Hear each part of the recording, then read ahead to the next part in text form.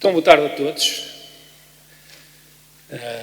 Em primeiro lugar, quero agradecer aqui a oportunidade pela segunda vez de estar aqui neste evento onde há tanta motivação para divulgar o Espiritismo e onde eu me sinto muito bem. E para falar novamente sobre ciência. No ano passado, se já não me falha a memória, falei sobre ciência, sobre investigação de espiritualidade através da ciência, hoje focando mais sobre a reencarnação.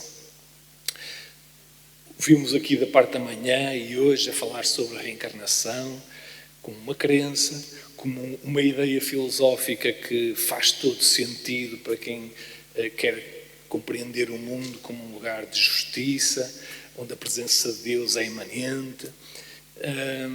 Mas será que existem evidências que a reencarnação é uma realidade? Será que existem evidências científicas de que a reencarnação é uma realidade? É isso que nós vamos procurar mostrar aqui hoje neste trabalho, em que vou tentar ser breve e não atrapalhar ali o José naquilo que ele tem para nos mostrar a seguir. E, em primeiro lugar, eu queria só vos dizer que, e como falei o ano passado, que a investigação em espiritualidade, a investigação científica de espiritualidade, não é fácil, não é? É complicado. E se a investigação científica em espiritualidade é complexa, a investigação científica da reencarnação ainda mais complexa é. É o mais complexo que pode existir, a nível da espiritualidade. E porquê? Eu coloquei aqui, isto é a minha autorrecriação, de uma forma muito simplista, mas coloquei esta investigação em espiritualidade aqui em 3 níveis. Okay?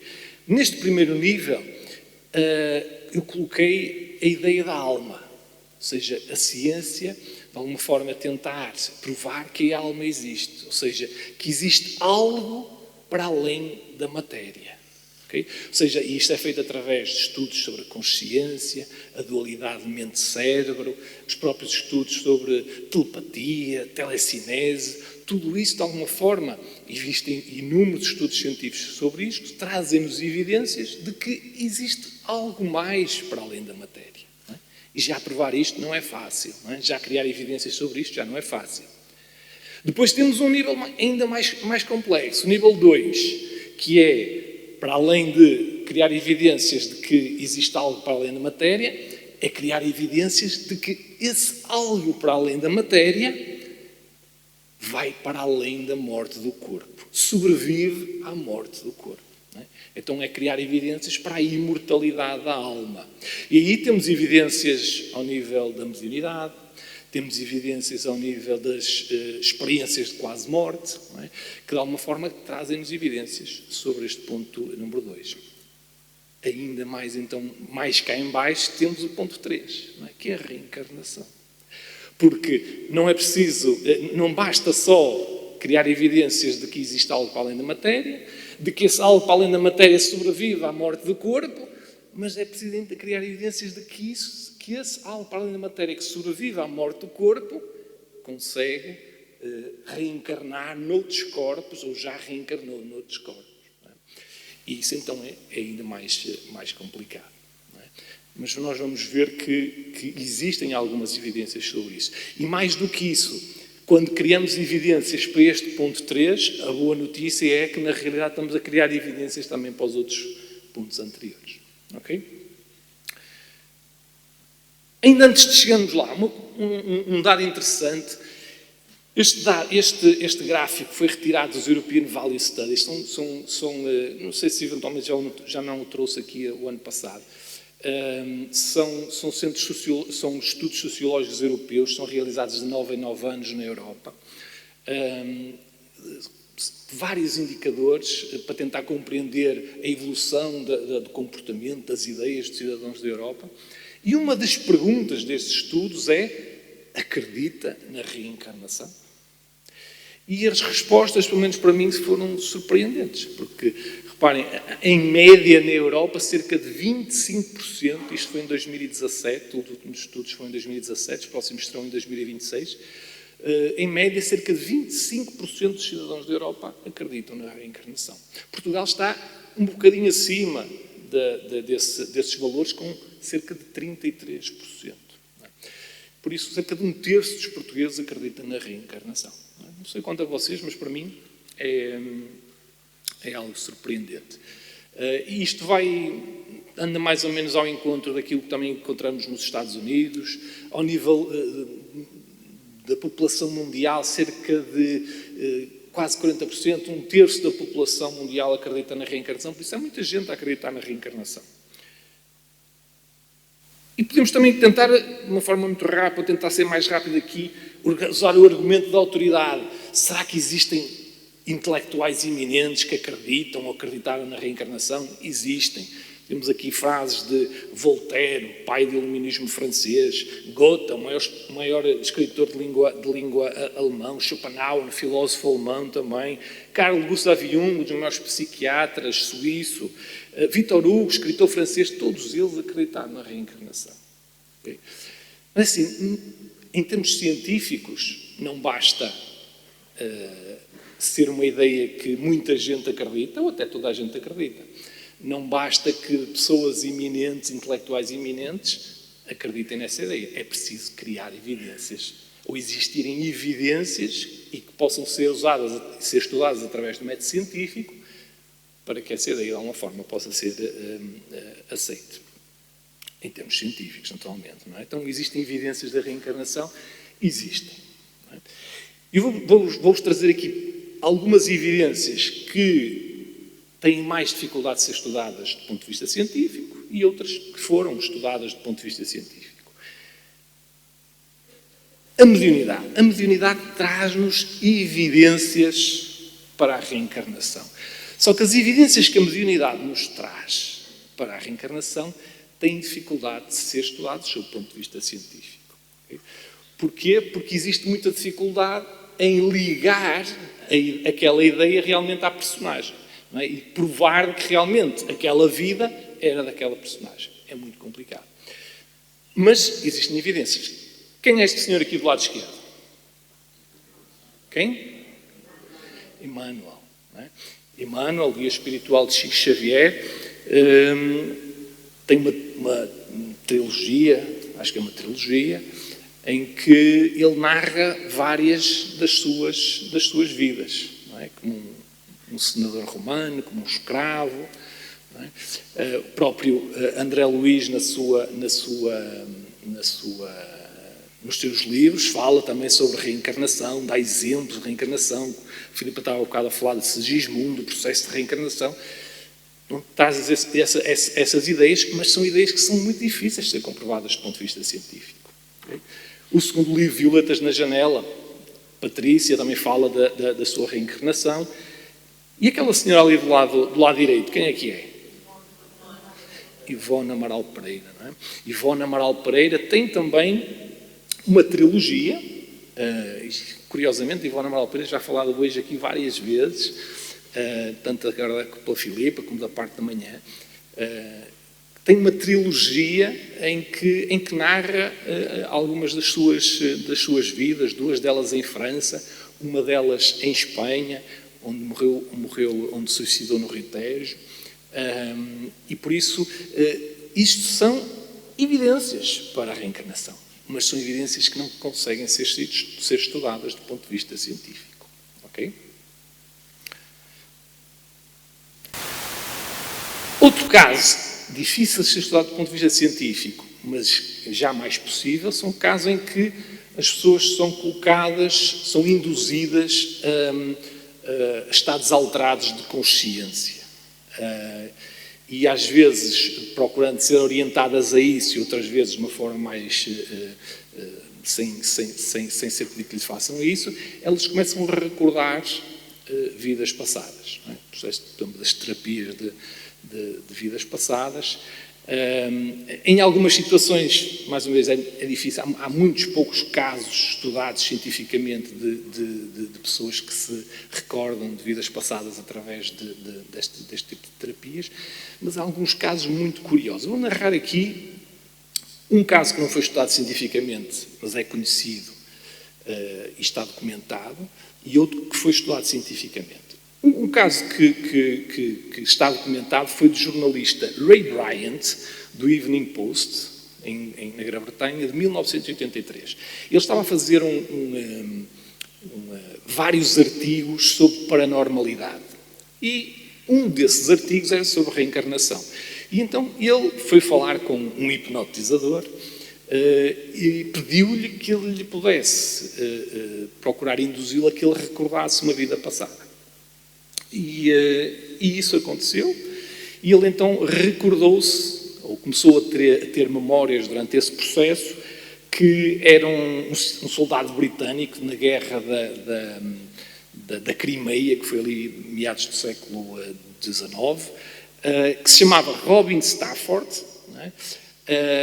E que depois da guerra da Crimeia, ele começou a ter memórias que tinha regressado a Londres, tornou-se um barqueiro e que morreu afogado no rio Tamisa. No ano, já não me lembro qual é que foi, mas ele na memória ele tinha esse ano bem presente. Depois disso, ele foi investigar se realmente aquele soldado existia. E encontrou referência, por felicidade, aquele soldado tinha sido ferido na guerra da Crimeia, existia registros desse ferimento, foi mandado de volta para a Inglaterra. Ele não sabe bem o que é que aconteceu a esse soldado, se tornou barqueiro ou não, isso foi uma informação que não conseguiu comprovar, mas encontrou a certidão de óbito. E a certidão de óbito batia certo com o ano da morte em que ele tinha memória e com a causa da morte, tinha sido por afogamento. Não é? E por isso é um caso que, mas veja, está documentado, foi documentado no jornal, não foi estudado cientificamente, mas que é um caso bastante relevante. O outro caso foi estudado pelo professor Ian Stevenson, vamos falar mais daqui a bocado, e é um caso curioso, porque é um caso de xenoglosia. Isto é um palavrão, não é? Mas muito basicamente é a capacidade que algumas pessoas têm, em estados alterados de consciência, de falar em línguas que não dominam. Não é? E a xenoglosia pode ser xenoglosia mediúnica ou xenoglosia anímica. A xenoglosia mediúnica é quando a pessoa é um médium e começa a falar línguas que não domina, mas na realidade ela está a ser influenciada por um espírito. É o espírito que está, de alguma forma, a passar-lhe essas informações, essas ideias, essas palavras. A xenoglosia anímica, não há aqui influência do espírito.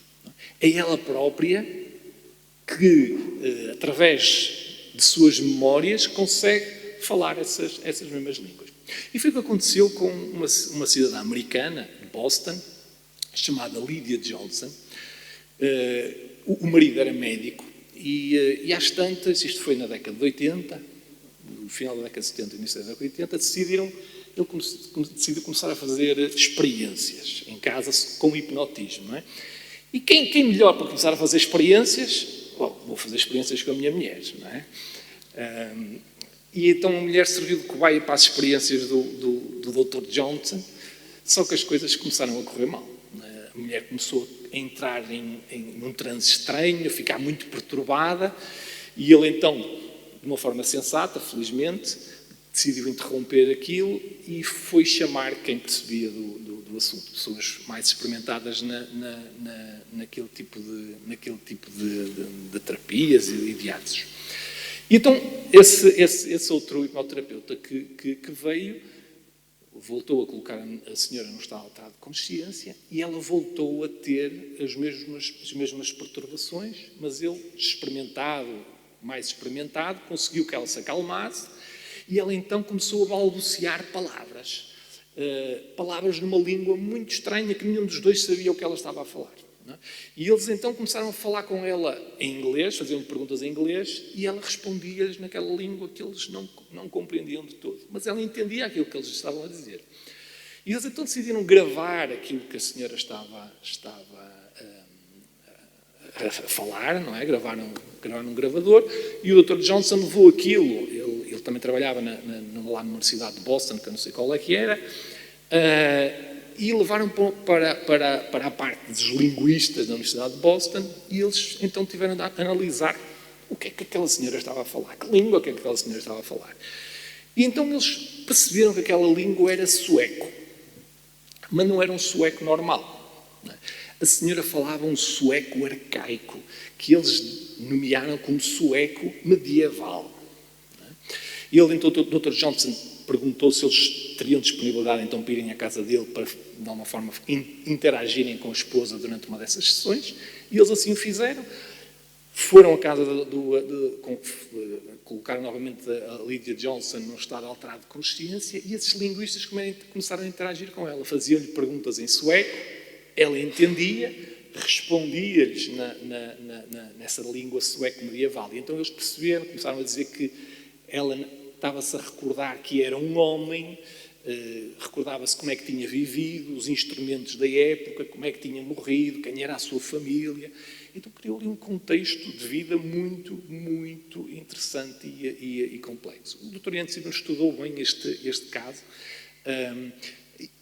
O Dr. Ian Stevens, ele achou, pelo menos concluiu, que este tipo de genealogia da Lydia Johnson era mais anímica do que potencialmente mediúnica, mas não existe a certeza que não pudesse também existir ali um processo mediúnico.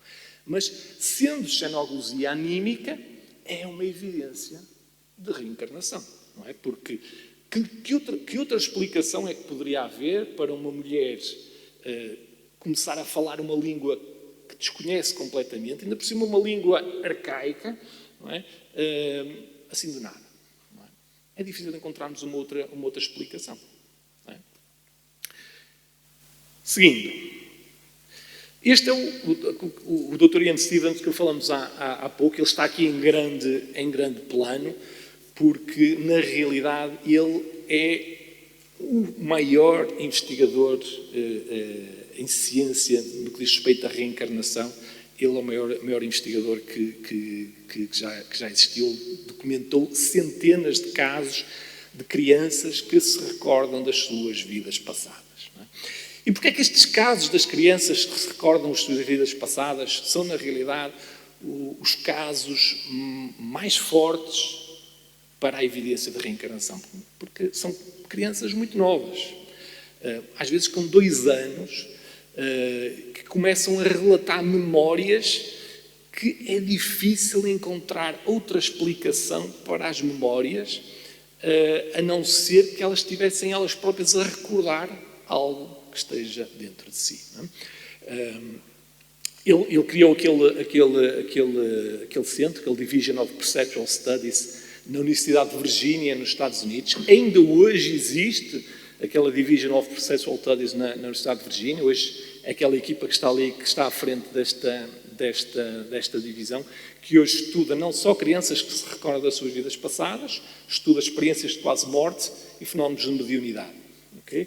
Ali, com a camisa azul mais escura, sentado, está o professor Jim Tucker, que é hoje o chefe o diretor deste centro de investigação. E por isso, existem hoje documentados, não só pelo professor Ian Stevenson, por muitos outros cientistas, centenas e centenas de casos de crianças que se recordam das suas vidas passadas, por todo o mundo. Seja crianças que numa tenra idade, entre os 2, os 4, os 6 anos, começam a virar-se para os pais de uma forma espontânea e a dizer-lhe: olha, eu acho que tu não és o meu pai, tu não és a minha mãe. Estás-me a chamar esse nome, mas eu não sou esse nome, eu sou o fulano de tal. Não é? E a minha família é outra. E eu morri de uma determinada forma. Não é? Ou seja, dão detalhes muito preciosos e precisos sobre as suas vidas passadas, sobre as suas famílias, sobre a forma como morreram. Muitas delas trazem marcas no próprio corpo físico que são coerentes com a forma como eles morreram nessas vidas passadas. Eu vou-vos trazer aqui, eu trouxe 3 casos, mas depois vou ali para cima do José e não vale a pena. Vou só falar sobre dois, está bem? Um deles é o que não vou falar, é mais conhecido, vou apresentar aqui rapidamente, mas é mais conhecido. E os casos que eu escolhi tiveram sobretudo, nenhum deles foi estudado pelo professor Ian Stevenson. O meu objetivo nestes 3 casos que eu escolhi, primeiro era serem o mais recentes possíveis e serem em diversos pontos do globo. Por isso escolhi um caso de Sri Lanka, um caso dos Estados Unidos e um caso do Brasil. Okay? Este caso é de Sri Lanka. Isto foi estudado pelo professor Erlundar Haraldsson, consegui dizer o nome, que é islandês, da Universidade da Islândia, num artigo do ano 2000, e tem como fonte, ou como o caso é desta menina chamada Purnima, isto é que vai ser mais complicado, Ekanayake, acho que sim, acho que é assim, não é? Que morava no Sri Lanka, não é? Que é aquela menina que está ali, e que, de uma forma espontânea, aos 3 anos, começou a falar de uma vida como fabricante de incensos. E mais do que falar sobre essa vida, sobre o fabricante de incensos, ela disse que tinha sido atropelada por um caminhão quando ia de bicicleta vender incensos no mercado. Isto tudo começou um dia, quando ela estava a ver televisão com os pais, e viu um acidente de um caminhão. Viu um acidente do caminhão e ela ficou transtornada. Os pais ficaram muito alarmados o que é que se tinha passado. Ela ficou extremamente transtornada com o que tinha acontecido e a partir daí começou a falar sobre esta vida passada como fabricante de incensos, em que tinha sido atropelada por um caminhão quando ia de bicicleta. Mais detalhes, ela disse o nome, a marca dos incensos que a sua fábrica fabricava. Não é? Ambiga e Getapicha. Para mim, significam a mesma coisa. A sua fábrica de incensos, disse também que a sua fábrica de incensos ficava ao lado de uma fábrica de tijolos e de um lago. Não é? Disse também que ele era um homem numa outra vida, que era casado com uma senhora chamada Kuzumi, mas que ele teve uma mulher mais tarde, teve uma outra mulher mais tarde. Disse o nome da mãe, disse que tinha 2 irmãs mais novas, que tinha estudado até o 5º ano, mas disse também que ele não era um homem bom, sobretudo porque não seguiu os conselhos da mãe, porque a mãe queria que ele estudasse e ele quis ir trabalhar, e porque tinha tido uma outra mulher. Tinha 2 mulheres ao mesmo tempo e ele, então, a menina dizia que não tinha sido um homem bom. Um ponto muito curioso, eu acho que é uma das questões que faz este caso bastante forte, é o facto de, em nenhum momento, a menina disse em que lugar é que tinha vivido. Nunca disse o nome do lugar. Até que um dia, ou seja, ele deu todas estas informações sem nunca dizer onde é que tinha sido essa vida. Até que um dia estava a ver mais uma vez um programa de televisão, estava a dar um programa sobre uma cidade onde havia peregrinações constantes, que é esta cidade de Kelania, e ela disse aos pais, olha, eu vivia ali, atrás do rio, a minha casa era ali por trás. E os pais ficaram assim muito atrapalhados. E então, com essa informação, um vizinho que conhecia a história, resolveu ele próprio ir investigar e encontrou 2 fábricas de incenso que se encaixavam em termos de localização naquilo que a menina tinha dito. Uma delas acabou por excluir porque o dono da fábrica era alcoólico e ainda estava vivo, e a outra fábrica tinha tido um sócio que tinha morrido quando ia de bicicleta para o mercado vender incensos. Eram 2 sócios e um deles tinha morrido quando ia de bicicleta para o mercado vender incensos. Então procurou aprofundar a família e os dados eram precisos, muito precisos, naquilo que a menina tinha referido.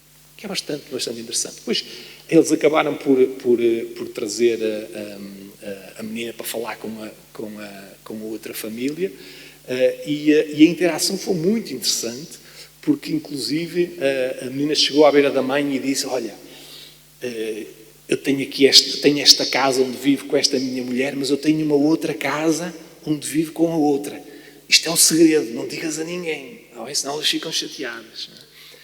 E deu detalhes muito precisos sobre esta vida e é um caso bastante curioso, bastante forte sobre este processo. Qual qual é, isso é transversal aos vários casos, qual é a principal fraqueza em termos científicos destes casos? É o facto de a maior parte deles não serem estudados logo em primeira linha por cientistas, não é? por investigadores. Não é? Normalmente são investigados por ou familiares ou amigos, não é? Que acabam por não poder documentar devidamente as informações de início e as coisas depois podem às vezes não correr tão bem. O outro caso é aquele que eu vou passar à frente, é mais conhecido. Se procurarem na internet, no YouTube, encontram detalhes sobre este caso, sobre o menino James Leininger, que se lembrava de ser um piloto da Segunda Guerra Mundial, com detalhes muito precisos sobre a sua vida, como James Houston Jr., que foi estudado pelo professor Jim Tucker, que está aqui neste paper científico, The Case of James Leininger, An American Case of Reincarnation Type. Okay? O outro caso é um caso muito recente, pelo menos bastante com um artigo científico de 2024. É o caso de Paulo, da Paraíba, estudado pelo professor Luca Justo, da Universidade de Juiz de Fora. Este caso começa com a mãe de Paulo. A mãe de Paulo, quando era nova, foi para Pernambuco estudar e ficou em casa de um tio. O tio adorava a sobrinha adorava o tio, ela é quase filha dele. Ele trabalhava, tinha uma loja de mecânica automóvel, uma oficina de mecânica automóvel, e um dia descobriu que um dos funcionários roubava-o.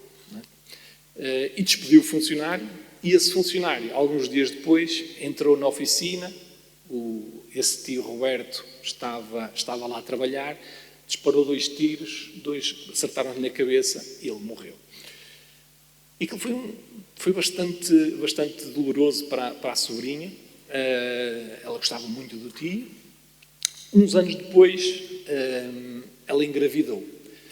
E depois de engravidar, ela recorda-se de ter sonhos em que via uma criança, depois lembrava-se tinha ideias do tio, mas na altura nunca associou uma coisa à outra. Passado uns meses soube que estava grávida.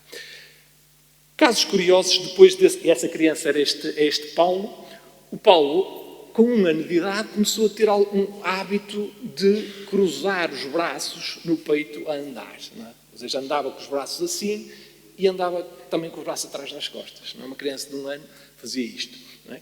Que era um hábito que o tio também tinha. Outro hábito também comum ao tio era que entre os 2 e os 3 anos, este Paulo, enquanto estava em casa, era quase impossível vestir roupa. Ele queria andar nu pela casa.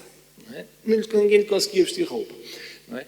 E, curiosamente, depois ela falou com uma mãe, que era a irmã do tio Roberto, com a mãe dela, que era a irmã do tio Roberto, que disse que o irmão tinha esse hábito. E não era só quando era criança, ele já era mais velho e gostava de andar nu pela casa. Não é?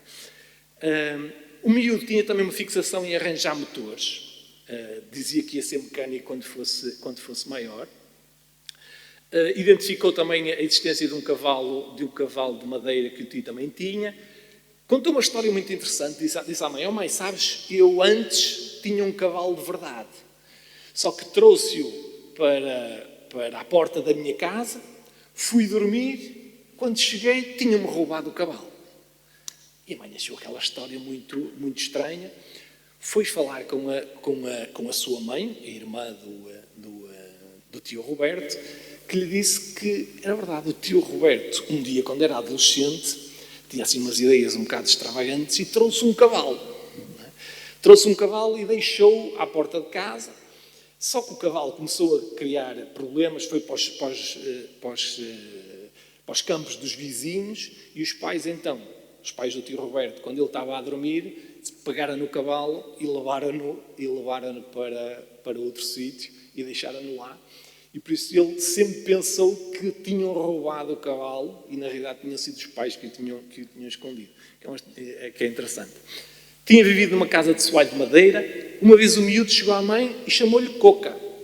E Coca era o diminutivo com que o tio Roberto chamava a mãe. Mais ninguém chamava Coca à sua mãe. Interessante. Aos 5 anos, também virou-se para a mãe e disse que ele, Paulo, já tinha morrido várias vezes e que era normal isso acontecer, não é? E que ele a tinha escolhido. Ele, Paulo, tinha escolhido como mãe. E aos 6 anos disse que certo dia estava a trabalhar e um ladrão entrou no escritório e disparou sobre ele e acertou-lhe na cabeça. Ou seja, a história que coincide exatamente com a história do tio Roberto. Coisas interessantes. Então, este investigador identificou 21 itens de informação que o miúdo revelou. 17 estavam corretos. 4 não conseguiram ser determinados se estavam corretos ou estavam errados. Mas isto é significativo. Não é? E sobretudo é significativo ele não ter dado nenhum item incorreto. Algo ainda bastante curioso sobre este caso. Desde criança, os pais achavam estranho o miúdo ter uma depressão aqui, nesta parte aqui do crânio. E os médicos diziam que aquilo ia passar com o tempo, mas na realidade nunca passou. E ele ficou sempre com esta depressão no crânio, que pode ser vista aqui nestas imagens. Na realidade, uma análise forense daquilo que aconteceu com o tio, a bala entrou-lhe pela testa e saiu por esta parte do crânio. E por isso, isto também acaba por estar coerente com a forma como o tio morreu. Por isso, é algo bastante significativo. Ok? Eu já não sei quanto tempo é que eu vou. Ainda tenho algum? Mas já me falta muito. Alguns dados estatísticos interessantes recolhidos pelo professor Jim Tucker, da Universidade de Virgínia, que ele pegou em centenas de casos documentados de crianças que se recordam de suas vidas passadas e criou dados estatísticos sobre essas revelações. E alguns dados são bastante interessantes. Reparem, 1 em cada 5 crianças revelam marcas físicas de nascença compatíveis com a causa de morte. Esqueci-me de uma coisa. Isto é importante. Esqueci-me de uma coisa. A menina do Sri Lanka tinha uma mancha aqui nesta zona que era compatível com o atropelamento que ela tinha tido, porque o caminhão passou por cima do senhor, passou-lhe por cima desta parte da barriga. E ela tinha aqui várias manchas nesta parte do lado esquerdo da barriga e que de alguma forma então era compatível também com a causa de morte. Mas então, 1 em cada 5 crianças revelam então marcas físicas de nascença compatíveis com a causa de morte.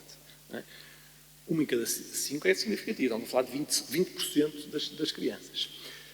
70% das crianças têm ali está mal, não é morte natural. Morte não natural, ok? Leiam morte não natural, quando ainda eram relativamente novos. Média 28 anos.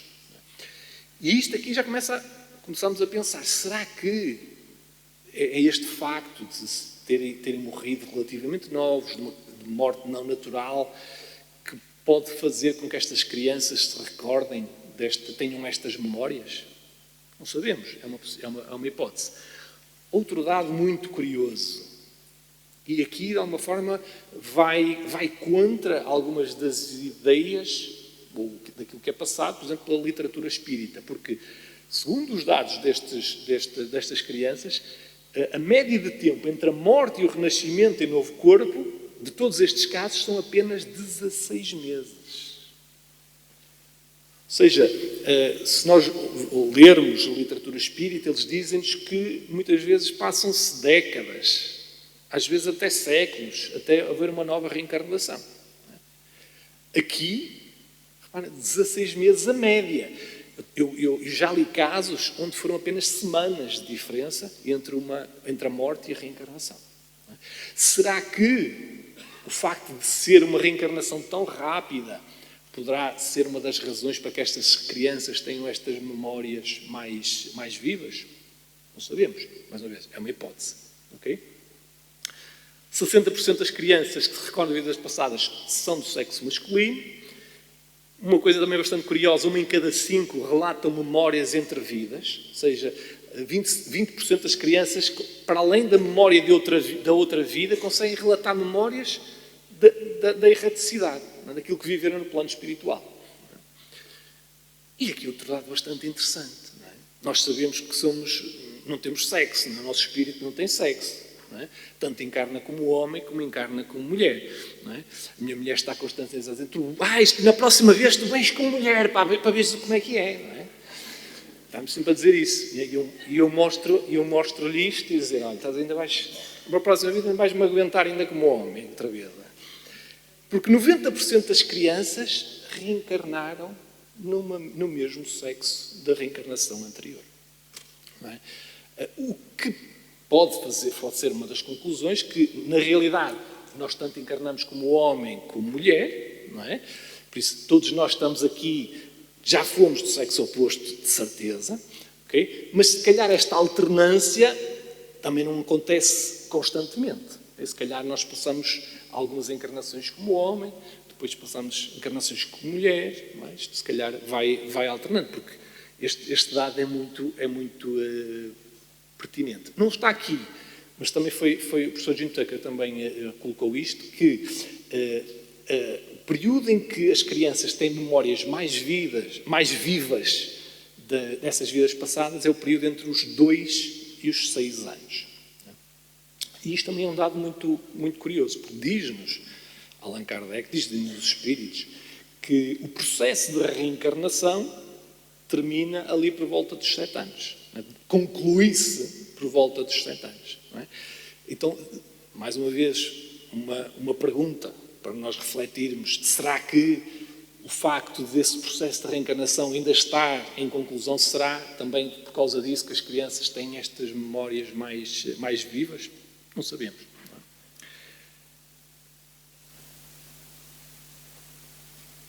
Então, vimos então que estes casos das crianças que se recordam das suas vidas passadas são os casos mais fortes que existem para a hipótese científica da reencarnação. Mas será que existem hipóteses alternativas? Estamos a estudar isto do ponto de vista científico, não é? Temos que ser, de alguma forma, algo céticos, não é? É para isso que estamos aqui também, a analisar do ponto de vista científico. Temos que ter um certo grau de ceticismo. Será que existem outras hipóteses que podiam explicar estas crianças terem estas memórias? Existem. Não é? A primeira hipótese seria uma fraude. Não é? Ou seja, as crianças e os pais combinaram aquilo, não é? Aquelas memórias, e acabaram por criar toda esta história. Mas, na realidade, isso não é compatível com a esmagadora maioria dos casos estudados. Sobretudo porque grande parte das famílias a quem estes fenómenos acontecem sentem-se incomodadas com ele. Ou seja, sentem-se completamente desconfortáveis por isso lhes estar a acontecer. Não é? Se fosse por vontade delas, aquilo que nunca lhes teria acontecido, porque só lhes estava a criar perturbação, conflito nas suas próprias vidas. Por isso, a fraude é uma hipótese muito fraca, é uma possibilidade muito fraca como explicação destes fenómenos. Outra possibilidade, outra hipótese é que as investigações foram mal feitas, não é? E de alguma forma foram enviesadas. Não é? E esta hipótese, em alguns casos, como eu disse há pouco, pode fazer sentido, porque elas, desde o início, não são acompanhadas por cientistas. Normalmente são os familiares ou amigos que acabam por iniciar as investigações, identificam que há ali qualquer coisa estranha, começam a recolher informações e, normalmente, os investigadores só iniciam a partir de um determinado ponto. Mas, na realidade, é possível, em alguns casos, haver esta deficiente investigação e as informações serem enviesadas, mas também não explicam todos os casos. Outra possibilidade é aquilo que se costuma chamar de criptomnésia, ou seja, na realidade as crianças já ouviram aquela informação, que elas normalmente naquelas idades não conseguem ler, mas ouviram aquela informação em algum sítio e agora de alguma forma estão a repeti-la. Mas esta hipótese também é muito frágil e não tanto nestes casos mais recentes, mas sobretudo nos casos mais antigos. Há casos relatados da década de 60, de 70, de lugares remotos na Índia, no Sri Lanka, de cidades remotas, distanciadas por 200, 300 quilómetros, e onde aquelas informações simplesmente era impossível a criança ter alguma vez ouvido aquelas informações. Eram tão particulares, não eram de maneira nenhuma públicas, que era muito difícil, é quase impossível as crianças terem alguma vez ouvido aquelas histórias. E as outras, para além, as outras hipóteses alternativas já são hipóteses de alguma forma espiritualistas. Não respondem, como há bocado mostrei, ao ponto 3, mas de alguma forma eram evidências para o ponto 1 e para o ponto 2. Que é, outra hipótese seria telepatia, ou seja, a criança, de uma forma telepática, conseguiria aceder àquela informação, não sabem como. E outra possibilidade seria, na realidade, a criança não estaria a recordar uma vida passada, mas era médium, não é? E estaria apenas influenciada pelo espírito da pessoa que tinha morrido, não é? E que estava a dar aquelas informações julgando que estaria a ter uma memória própria. Mas a questão da mediunidade também acaba por não ser muito forte a possibilidade, porque quem conhece a mediunidade sabe que a forma como estas crianças têm estas memórias não costuma ser compatível com a forma como a mediunidade surge e é manifestada. Não é? E por isso é um pouco isto que eu tinha para vos trazer. Por isso, existem evidências científicas da reencarnação. Não existem provas da reencarnação em termos científicos, mas existem evidências científicas de que a reencarnação é uma possibilidade, e mais do que ser uma possibilidade, é algo que deve ser estudado e que deve ser cada vez mais investigado ao nível científico, apesar da sua complexidade. Para terminar, já não tem a ver com ciência, mas nós hoje já ouvimos aqui uma série de referências a livros sobre mediunidade, espíritas, e eu trouxe-vos dois livros não espíritas, livros de ficção, mas livros sobre mediunidade, que eu acho que são deliciosos. Não é? Um deles, o mais conhecido, é o Cloud Atlas. Inclusive há já um filme que saiu há alguns anos, mas se ainda não viram, por favor, vejam primeiro, leiam o livro, porque o livro é delicioso. Trata da história em várias vidas, de várias personagens, 4 capítulos, o livro é delicioso, é envolvente, agarra-nos, e nós precisamos de ler cada vez mais, precisamos de ver menos Netflix, ler mais livros. Não é? E o segundo, que é este aqui do lado esquerdo, é mais antigo, mas é também um livro extraordinariamente delicioso. Um escritor que normalmente nós não associamos à espiritualidade, que é o Jack London, americano, que a tradução em português é O Andarilho das Estrelas. Este livro nunca foi publicado, nem não foi traduzido em português de Portugal. Ele tem uma tradução em português do Brasil, por isso aqui em Portugal vocês não o vão encontrar à venda, mas se tiverem assim artes, ninguém está a ouvir aqui, na internet conseguem, se procurarem, pelo menos a versão em brasileiro conseguem encontrá-la, com o nome O Andarilho das Estrelas, tudo legal, não é? Até porque o livro tem mais de 100 anos, por isso já os direitos de autor já passaram, o homem já morreu há não sei quanto tempo. E é um livro delicioso porque, para além de contar a história, começa como um prisioneiro e é muito engraçado, tem partes bastante engraçadas e conta as suas peripécias ao longo de várias vidas. É um livro extraordinário para nos entreter um bocadinho sobre a temática da reencarnação. Por isso, 2 sugestões de livros de ficção, não espíritas, mas que também nos entretêm sobre esta temática. Ok? Obrigado.